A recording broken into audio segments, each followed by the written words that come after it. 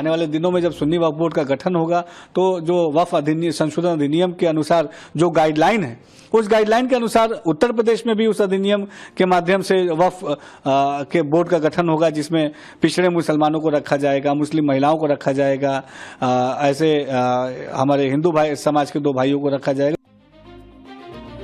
अब आपके मन में सवाल होगा कि मैडम, नए वक्फ कानून के हिसाब से ये फैसला किया गया है, फिर इस पर आज पाठशाला में क्लास क्यों?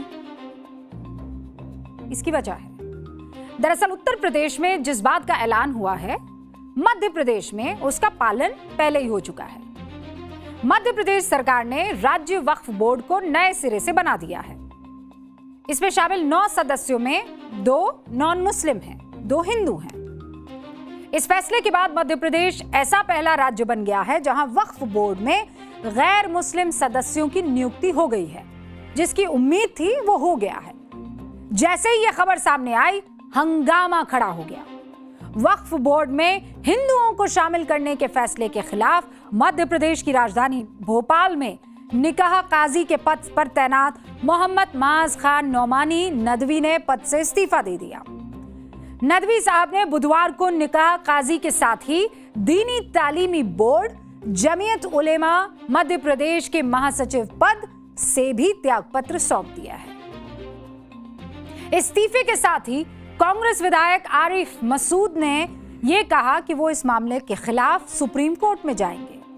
भोपाल में सरकार के फैसले के खिलाफ प्रदर्शन भी हुआ, लेकिन आज जो लोग हिंदुओं के शामिल होने पर प्रदर्शन कर रहे हैं, वो तब कहां थे जब वक्फ की दान की गई बहुत सी प्रॉपर्टी में गड़बड़ी हो रही थी। अब आप कहेंगे वो कैसे, मैं जरा आपको बताती हूं।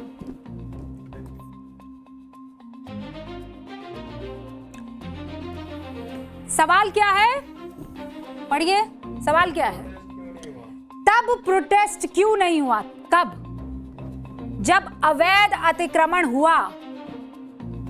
58,889 प्रॉपर्टी पर, संपत्ति पर, ठीक है। एक सेकेंड जरा देखिए। 58,889 संपत्ति थी अवैध अतिक्रमण में। वक्फ संपत्ति की कीमत कितनी हुई?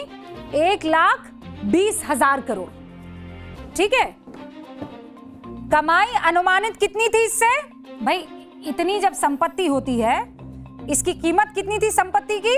1,20,000। कमाई जो हुई अनुमानित वो कितनी थी? 12,000 करोड़ रुपए, ठीक है। वास्तविक आय कितनी आई, मतलब कमाई कितनी होनी चाहिए थी? 1,20,000 करोड़ की अगर आपके पास संपत्ति है, अगर उसे किराए पर भी देते हैं, फर्ज कीजिए किराए पर भी देते हैं, तो उसकी कमाई कितनी होनी चाहिए? अनुमानित कमाई कितनी होनी चाहिए? 12,000 करोड़ की अनुमानित कमाई। आया कितना? 163 करोड़। 12,000 करोड़ रुपए आने चाहिए थे, आए कितने? 163 करोड़। बताइए मैं ये क्यों पूछ रही हूं? मैं इसलिए पूछ रही हूं कि आज सारे इस्तीफे आ रहे हैं। अरे भाई, आपको समाज की बेहतरी करने के लिए कमाई करनी चाहिए थी ना। 12,000 करोड़ की कमाई जब नहीं हो रही थी, न जाने कहां जा रहा था वो पैसा। केवल 150 करोड़, 163 करोड़ रुपया जब आ रहा था, जबकि आना चाहिए था 12,000 करोड़, तब किसी तरह का प्रोटेस्ट क्यों नहीं हुआ? तब इस्तीफों की झड़ी क्यों नहीं लगी? फिर आप कहेंगे मैडम ऐसा है, ये राम मंदिर में भी तो चंदा चोरी हुई है। आया होगा ना मन में आपके सवाल, इसमें मुसलमान क्यों नहीं आ रहे, है ना? मैं एक बात बता दूं आपको, इंतजामिया कमेटी में किसी हिंदू को नहीं रखा जा रहा है। ये वक्फ बोर्ड है जिसमें बात हो रही है, और ये ऐसे ही किसी जो वहां आरती उतारने वाले पंडित हैं, पुजारी हैं, उनको नहीं रखा जा रहा है। जिनको व्यवस्था की नॉलेज है उनको रखा जा रहा है। 5 उदाहरण देती हूं आपको, जहां वक्फ की संपत्ति के खिलाफ हिंदू समाज के लोग कोर्ट में पहुंचे।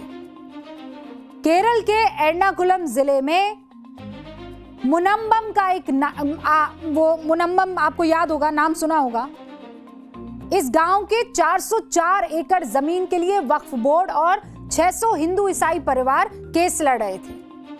वक्फ बोर्ड हाई कोर्ट में केस हार चुका है। मामला अब सुप्रीम कोर्ट में है।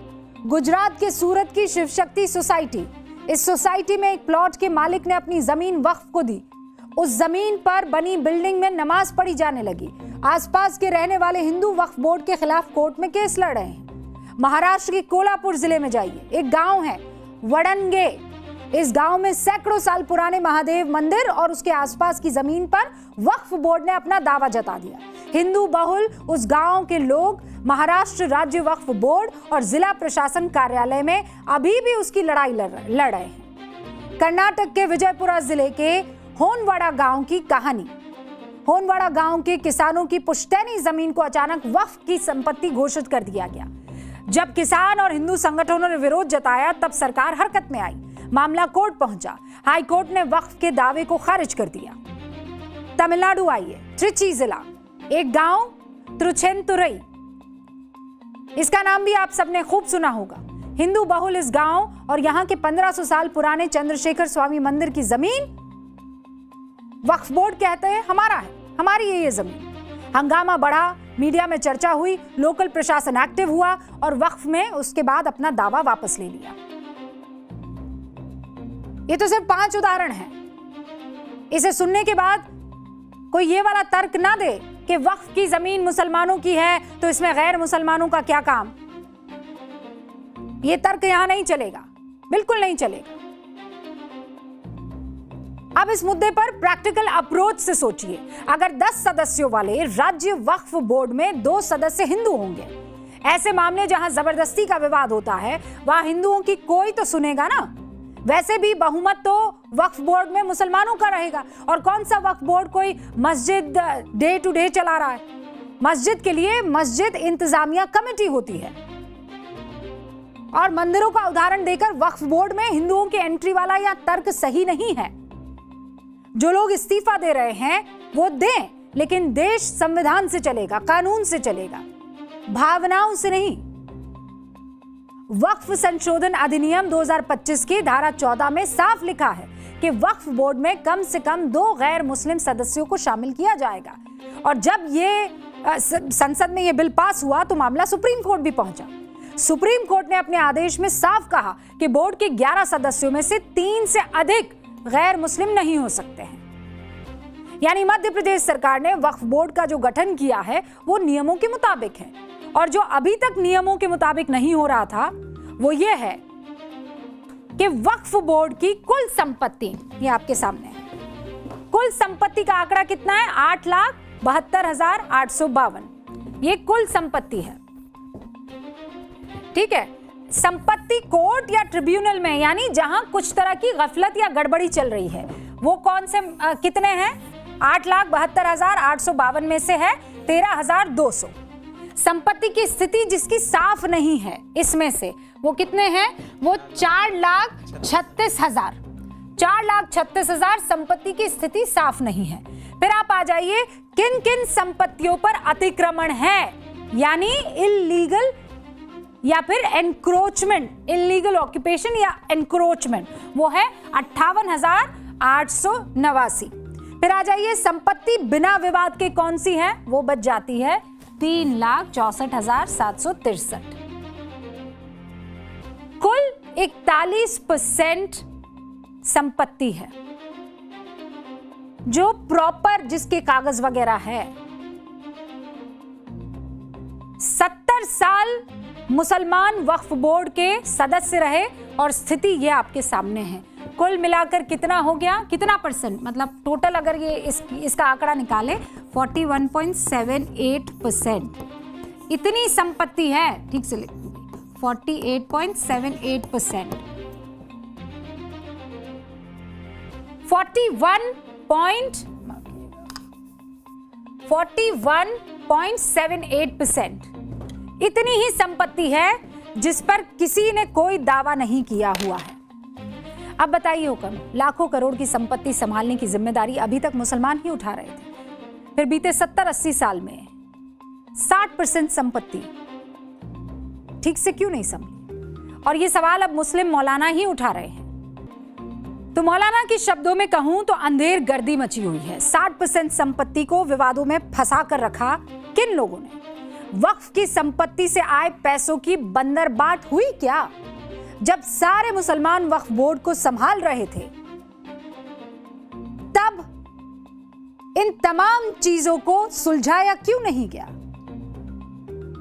20% सदस्य गैर मुस्लिम होंगे तो आप कहेंगे सब गड़बड़ हो जाएगी। असल में दिक्कत कहीं यह तो नहीं है कि वो लूट जो हुआ करती थी वो बंद हो जाएगी। वक्फ की संपत्ति का अब सही से इस्तेमाल अगर नहीं हुआ तो सबको कोर्ट में ले जाया जाएगा, कटघरे में खड़ा किया जाएगा। विवादों का निपटारा ईमानदारी से अब किया जाएगा, ये उम्मीद कर सकते हैं। वक्फ का मतलब क्या था? गरीबों की मदद करना। वो काम अगर किया गया होता तो कोई सरकार क्यों ना होती इसमें दखल दे पाती। पर वक्फ बोर्ड के नाम पर अंधेर नगरी का राज चलता रहा। अब नए बदलाव को अच्छे मन से स्वीकार करने का वक्त है, क्योंकि अगर कोई गड़बड़ हुई और आपने ये सोचा कि ये तो इसलिए हो रहा है क्योंकि कब्जा दिल में है, तो कब्जा तो भैया बहुत सारी जगह पर यह कहा जा रहा है कि वक्फ की तरफ से हुआ है दूसरी जमीनों पर। वक्फ बोर्ड नए कानूनों के हिसाब से चले। बहुत से मुसलमान ऐसे हैं जो ये कहते हैं कि हमारी संपत्ति और हमारी जमीनों पर कब्जा हो गया है, हम जाए तो कहां जाए। ये जो बदलाव है वो बदनीयती को दूर करेगा। हम इसी उम्मीद के साथ बढ़ रहे हैं आगे। पाठशाला में अगला चैप्टर